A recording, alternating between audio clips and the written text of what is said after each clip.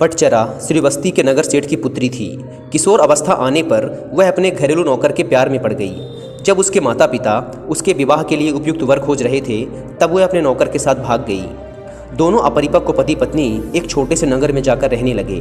कुछ समय बाद जब पटचरा गर्भवती हो गई और स्वयं को अकेले पाकर उसका दिल घबराने लगा, तो उसने अपने पति से कहा, हम यहाँ अकेले रह रहे हैं, मैं गर्भवती हूँ और मुझे किसी की सहायता की आवश्यकता है।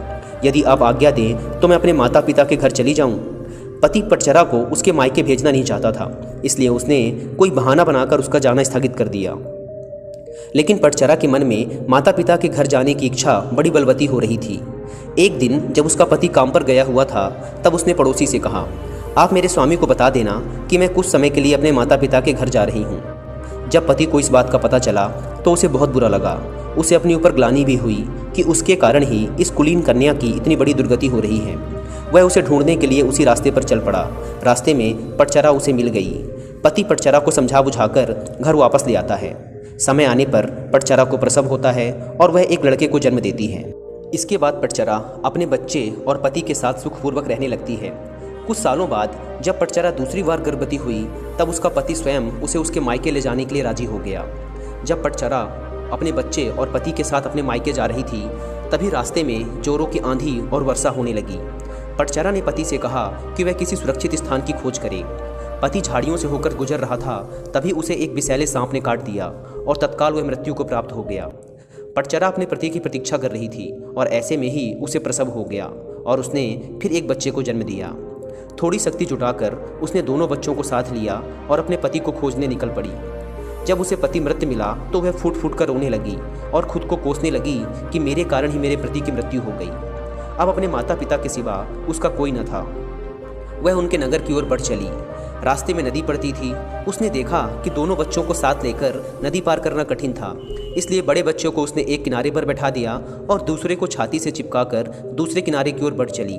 वहां पहुंचकर उसने छोटे बच्चे को कपड़े में लपेटकर झाड़ियों में रख दिया और बड़े बच्चे को लेने के लिए वापस नदी में उतर गई। नदी पार करते समय उसकी आंखें छोटे बच्चे पर ही लगी हुई थी। उसने देखा कि एक बड़ा गिद्ध बच्चे पर झपट्टा मारकर उसे ले जाने की चेष्टा कर रहा है।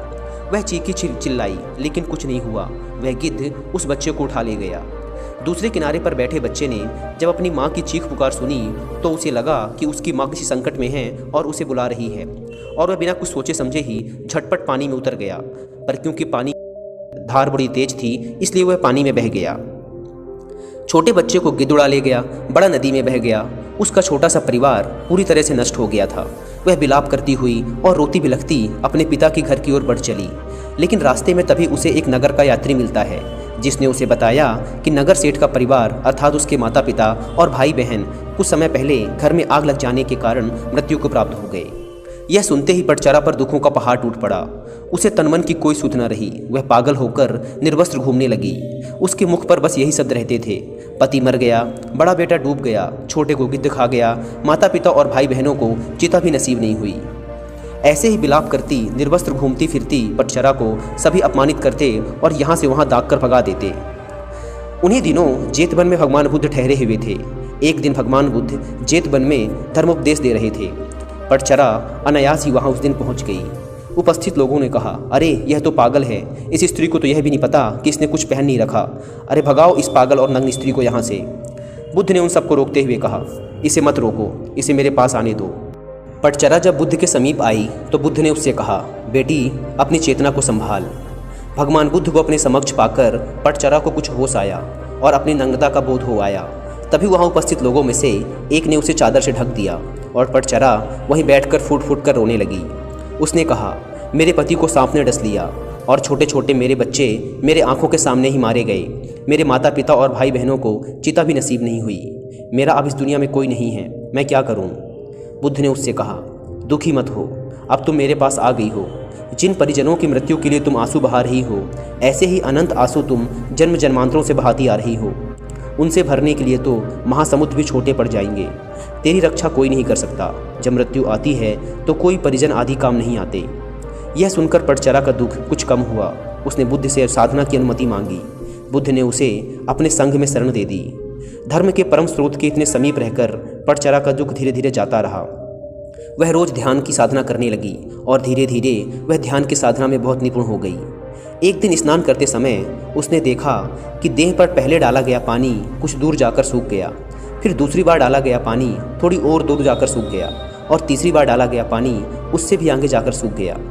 इस अत्यंत साधारण घटना में पटचरा को समाधि का सूत्र मिल गया।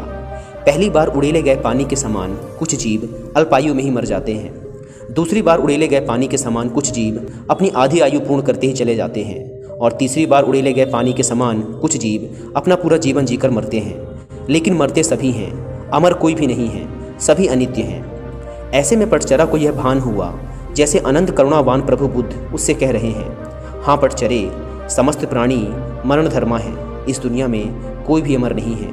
एक दिन मैं भी अपना शरीर त्यागूंगा और एक दिन तू भी। इस प्रकार पटचरा उन बौद्ध साधिकाओं में गिनी गई जिनको बिना ज़्यादा प्रयास के ही एक ही जीवन काल में निर्वाण यानी कि मोक्ष की प्राप्ति हो गई।